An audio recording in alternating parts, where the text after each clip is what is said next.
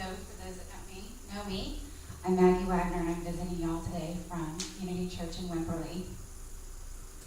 It was a perfect song to start. I wasn't sure how I was going to start today, but leading me into the light, that's the end goal, right? We want to be in the light. We are divine beings of light, but we also spend a lot of time in darkness. So the very beginning of the Bible is the story of Genesis. It's the creation story, the creation myth. So the stage is set and the curtain rises, and the Bible says, in the beginning God created heaven and the earth was without form and void, and darkness upon the face of the deep. And the Spirit of God said, let there be light, and there was light. So we jump right into the light, like there's nothing going on in the dark. Nothing worth looking at or paying attention to. And we're conditioned from a really early age to be afraid of the dark. We put night lights in kids' nurseries and down the hall and almost close ourselves off to the sensory development, the advantage of what there is for us, our benefit in the dark. We're taught to look at the bright side of things. In the revealing word, definition of darkness is the ignorance of sense man, the absence of truth or light in consciousness, and darkness represents undeveloped capacity. So I learned this as chaos, and the chaos is being unexpressed potential. It's also said in Genesis that God created all of his vision, all of the manifestation within 6 days and rested on the seventh day. That's some serious stuff happening. That's powerful. I might not have that capability to bring all this together in 6 days. So I did a little research and I found that I shouldn't take that so literally. In the Mysteries of Genesis, Charles Fillmore, Unity's co-founder, reminds us that the numbers in the Bible are not to be taken literally. And that in fact the creation story took about 1,000 years. According to Peter, in chapter 3, verse 8, a day with the Lord is like 1,000 years, and 1,000 years is like a day with the Lord. So it's to be debated whether it took 1,000 years or 6,000 years. But in summation, it took a really long time. Then that was after God said it would be light. So what was happening in the dark?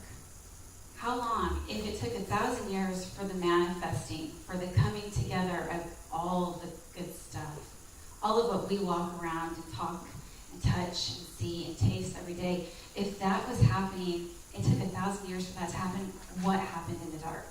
That's the question that started probing at me. I had a poke. I wanted to know. It's the prelude. It is the prelude. It's not to be feared. It is part of the process.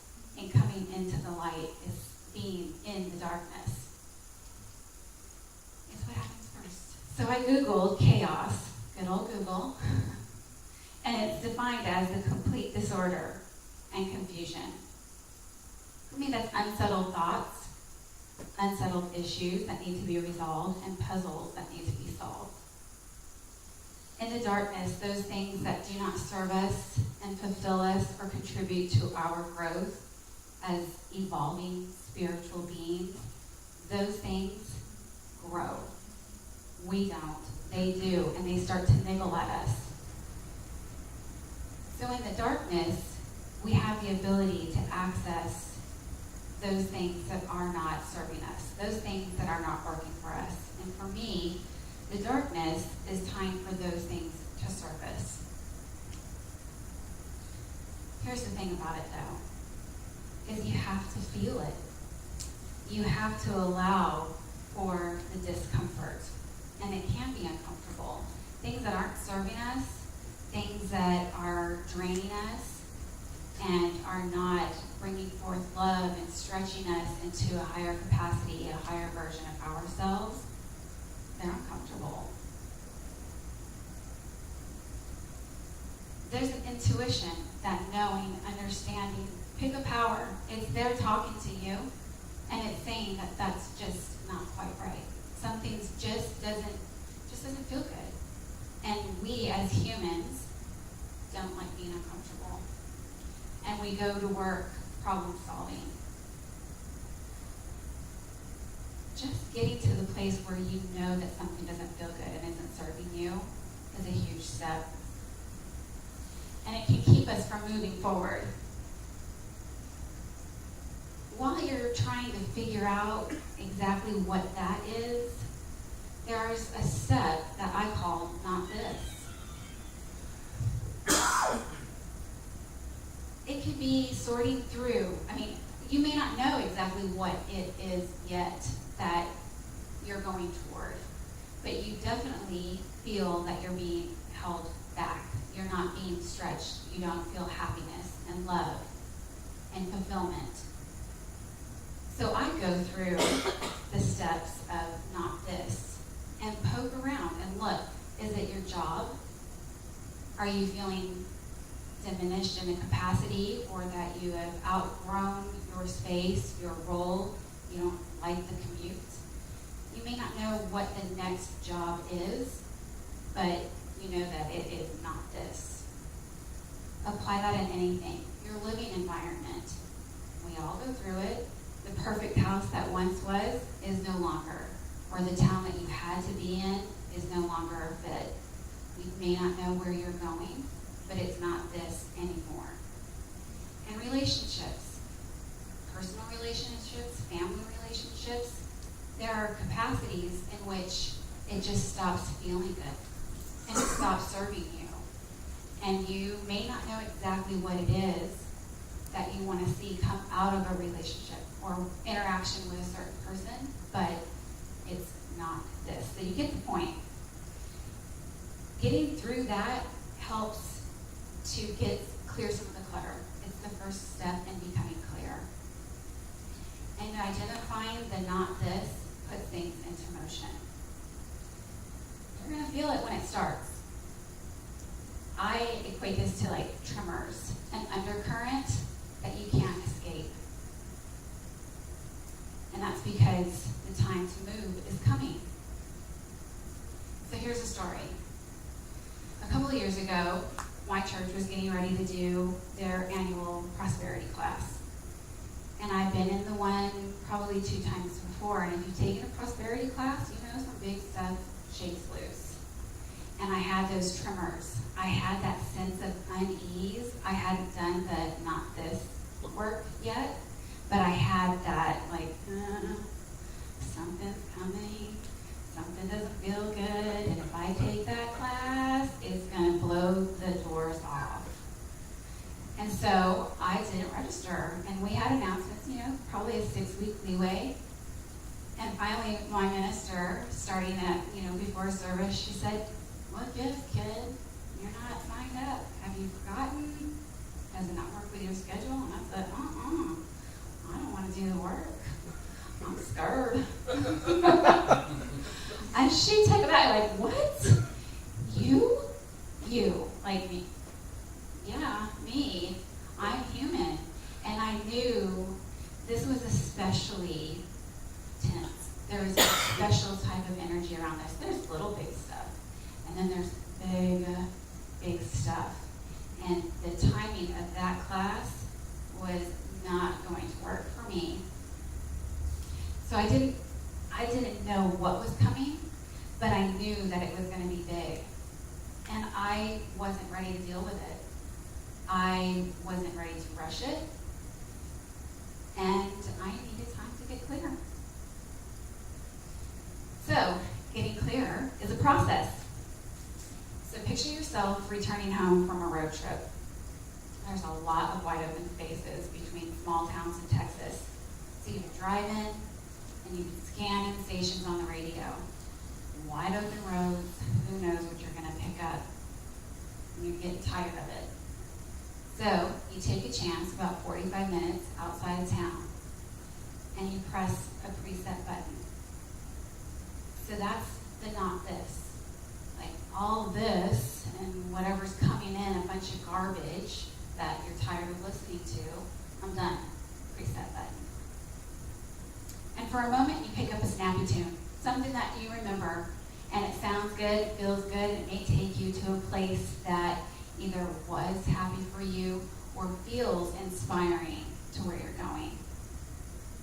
But you're still a ways away, and you're in Texas. There's static, and there's blasts of commercials. Telemundo, 105, venga, venga.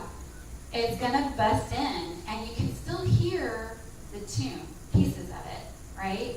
It's there, and you know it, and you can keep up with the words, but you don't get them all strung together exactly the way they are intended to play out. You're getting blasts of pollution, static, right? You're still too far away for it to come in clear. So for the message to come in loud and clear, I'm going to remind you of a couple of tools. This is not anything new. It's just a friendly reminder of what you've got in your spiritual toolbox. The first one is prayer.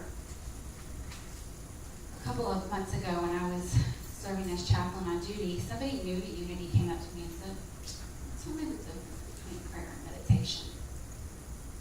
And I said, well, the way I understand it, and the way it was explained to me way back when, is that prayer is talking to God.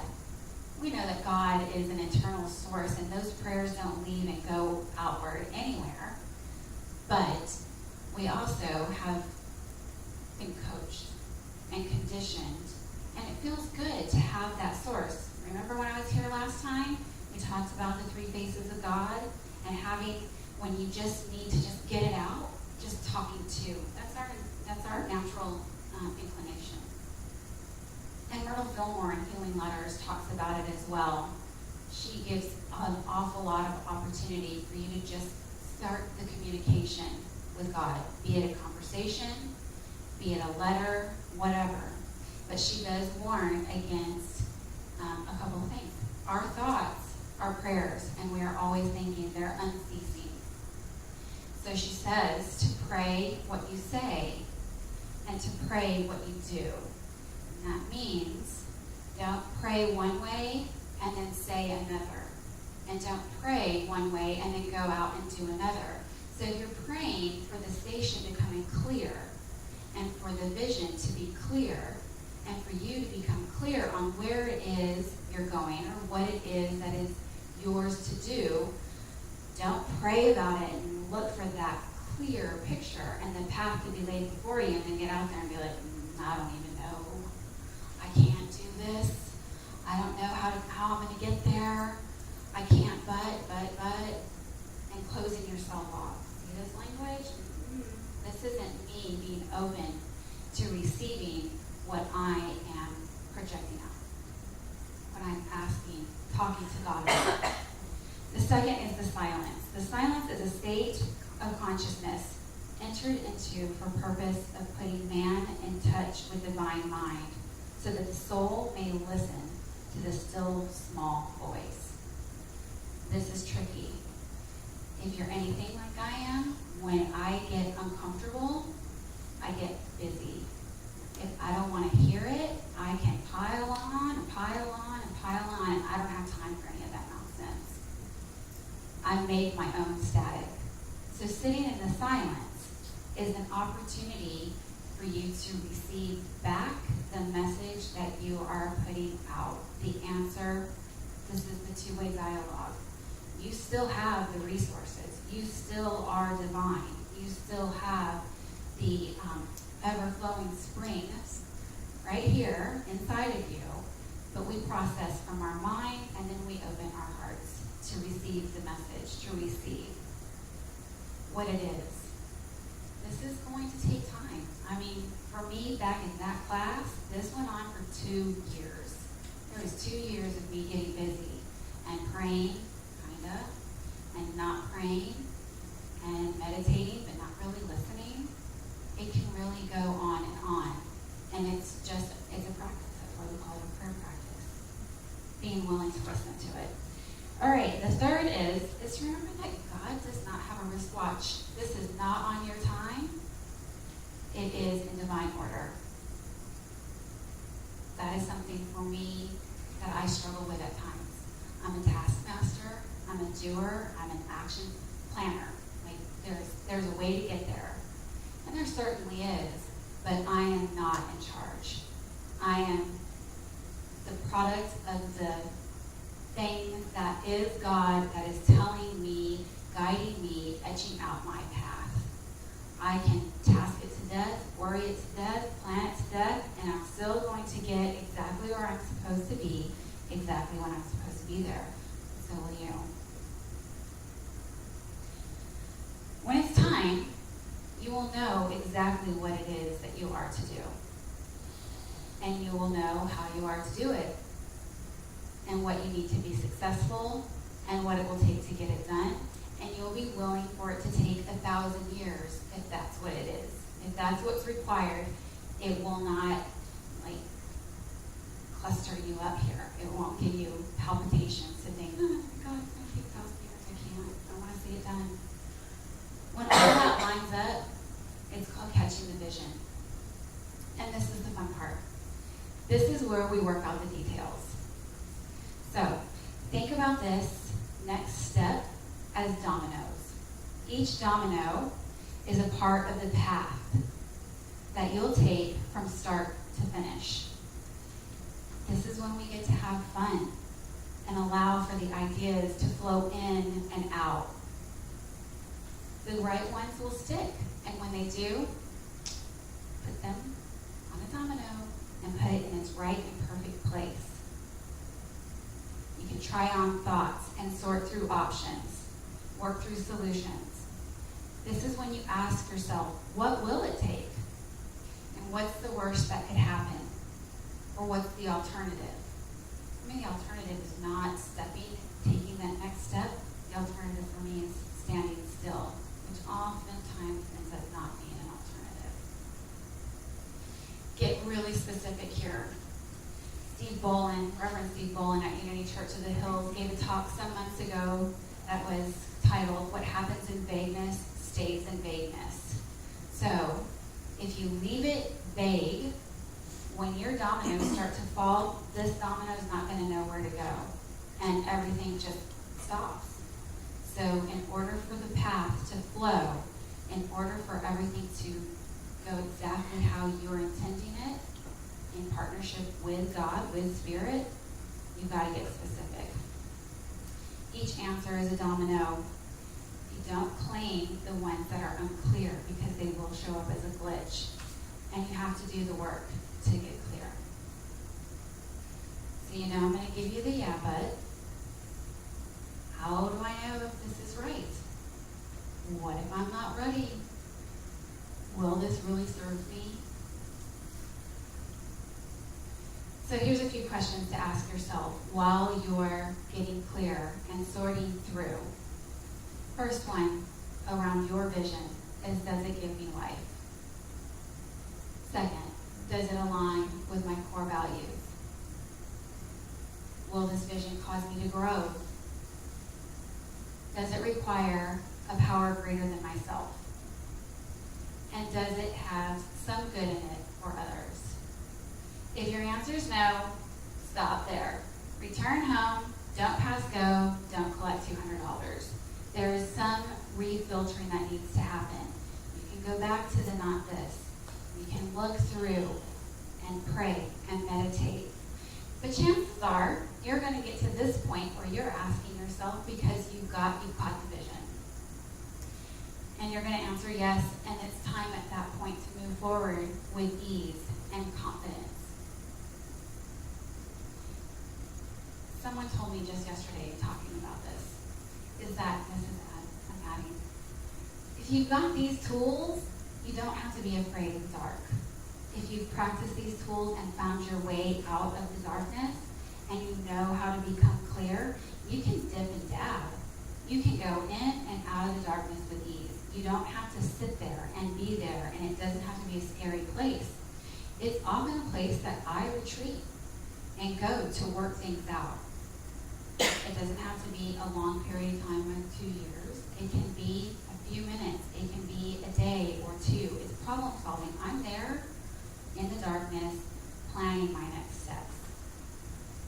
So we just need to remember we don't need to be afraid of the dark. Remember that it takes time to get clear so that we don't make a mess of things down the road. Don't abandon the tools. Remember, not this. Remember prayer and meditation. Remember that it's a process and it takes time to do the work. Back to the dominoes. If you've ever looked down at a set of dominoes, the whole track has been laid. If you look straight down at it or straight at it, whichever one. No angles. We're looking at 90-degree angles here. Assuming that you're working with a normal, standard set of black dominoes with white spots. You look down from above and you can see where they're going, and you can sort of see what it might look like once it's laid. And then when it's all set and everyone is in the right place and has a role and has a purpose in the perfect part of the path, you're clear, the path is laid, and it's time to click the very first one into place. And all of the darkness just, and you see the light. So let's take these thoughts into meditation.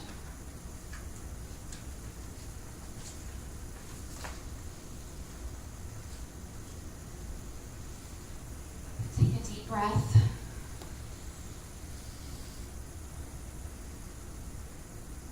And let that one out. And one more deep breath, filling all the way up to the top of your head. And when you exhale, sinking down into your heart space.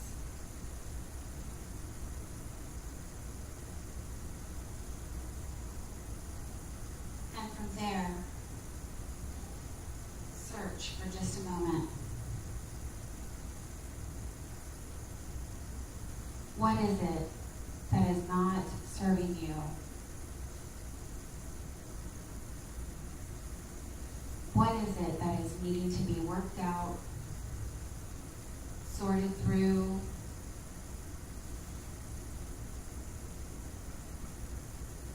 Where is the source of the things that just are not feeling good?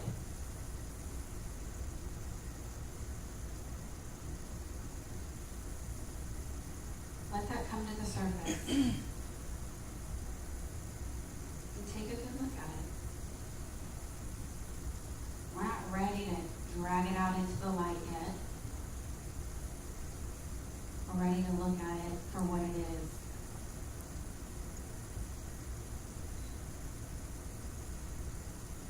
And how it makes you feel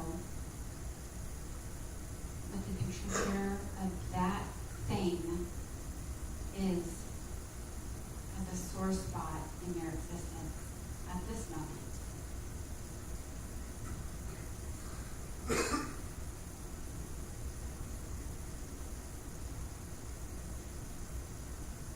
Can you see clearly releasing that thing?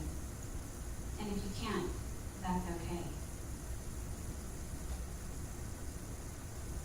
It's okay to look at that and bless it for what it was and the service that it gave you, the purpose that it was in your life at that time. And it's okay to say, not this anymore.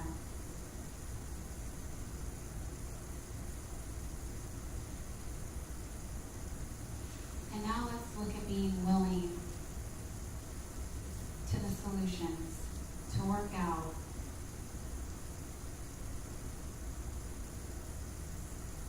around this sore spot. Ask yourself, what is mine to do here?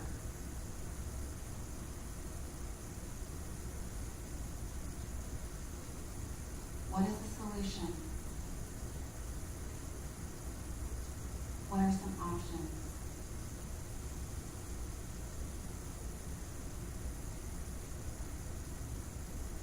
Breathe in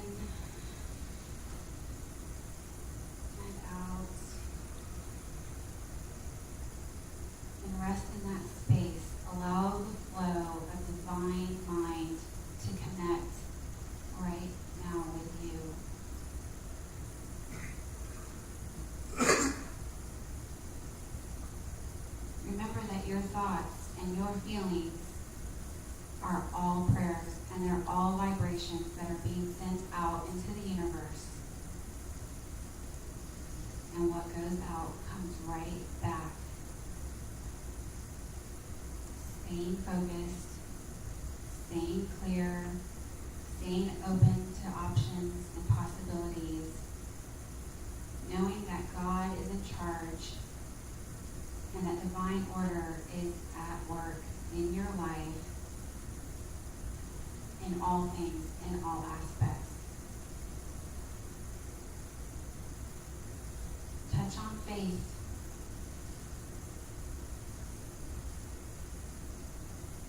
Allowing divine order, allowing the process, allowing options, and not being tied to the outcome.